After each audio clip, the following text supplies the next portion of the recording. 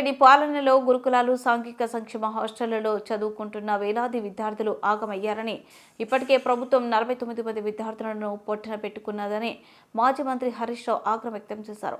3 లక్షల కోట్ల బడ్జెట్ ఉన్న రాష్ట్రంలో ఎస్సీ, ఎస్టీ, బీసీ విద్యార్థులకు కనీసం కడుపు నిండా అన్నం పెట్టే పరిస్థితిలో కూడా ప్రభుత్వం లేదని మండిపడ్డారు.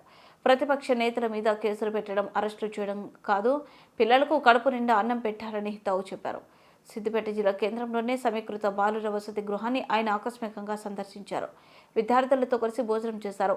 ఈ సందర్భంగా హాస్టల్లో నెలకొన్న పలు సమస్యలను విద్యార్థులు, వార్డెన్లు ఆయన దృష్టికి తీసుకొచ్చారు. అనంతరం మీడియాతో హరీష్ రావు మాట్లాడుతూ 6 నెలలుగా మెస్ ఛార్జీలు పెండింగ్లు పెట్టిన రేవంత్ రెడ్డికి శిక్ష వేయాలని పేర్కొన్నారు. విద్యార్థులను అర్ధాకలితో ఉంచినందుకు ఏడాది ఉద్యోగోత్సవాలు చేసుకుంటున్నావా అని సీఎంను ఉద్దేశించి ప్రశ్నించారు. సీఎం రేవంత్ రెడ్డి ఉప ముఖ్యమంత్రి భట్టి విక్రమార్క ఎస్సీ, ఎస్టీ హాస్టళ్లకు గ్రీన్ ఛానల్ ద్వారా నిధులు విడుదల చేస్తామని చెప్పారని, ఆ నిధులు ఏమయ్యాయని ప్రశ్నించారు. హాస్టళ్లు, గురుకుల పాఠశాలలన్నీ కూడా ఆగమైపోయినటువంటి పరిస్థితి. రేవంత్ రెడ్డి పాలనలో వేలాది మంది విద్యార్థులు ఆసుపత్రుల పాలయ్యారు. 49 మంది ముక్కుపచ్చలారని పసిబిడ్డలు ఇవాళ పొట్టన పెట్టుకున్నది రేవంత్ రెడ్డి ప్రభుత్వం. 3 లక్షల కోట్ల బడ్జెట్ ఉన్నటువంటి ఈ రాష్ట్రంలో ఈ ఎస్సీ, ఎస్టీ, బీసీ పిల్లలకు కడుపు నిండా అన్నం పెట్టడం కూడా చేతనైతే లేదంటే ఈ ప్రభుత్వం యొక్క ప్రాధాన్యతలు ఏందో మనం అర్థం చేసుకోవాల్సిన అవసరం ఉంది. కేసీఆర్ గారి హయాంలో 1000కి పైగా గురుకులాలు పెట్టి గురుకుల విద్యార్థుల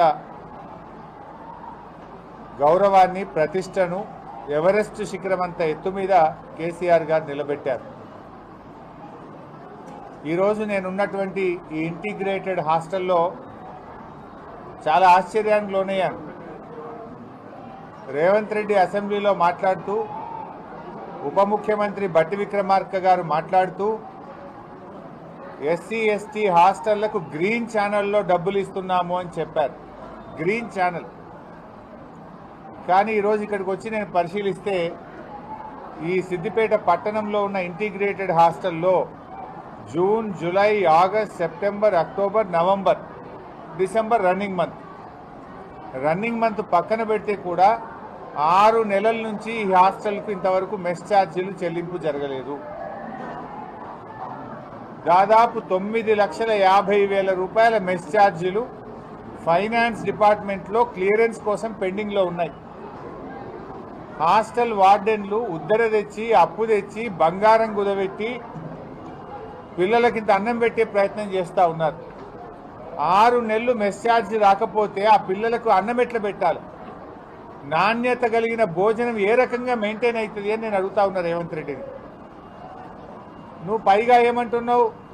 ఏ స్కూళ్ళనన్నా, ఏ హాస్టల్లోనన్నా అన్నం బాగలేకపోతే, పిల్లలకు వాంతులైతే, బయళ్ళు పెడితే, ఆరోగ్యం దెబ్బతింటే హాస్టల్ వార్డెన్ల మీద యాక్షన్ తీసుకుంటా అంటావు, టీచర్ల మీద యాక్షన్ తీసుకుంటా అంటావు, హెడ్ మాస్టర్లను సస్పెండ్ చేస్తా అంటున్నావు.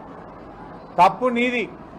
పాపం శిక్ష మాత్రం పాపం వార్డెన్లు, స్కూల్ టీచర్లకు పడతా ఉంది. శిక్ష నీకేయాలి రేవంత్ రెడ్డి. ఫస్ట్ నువ్వు సస్పెండ్ చేయాల్సింది హెడ్ మాస్టర్లను, టీచర్లను కాదు, నీకేయాలి.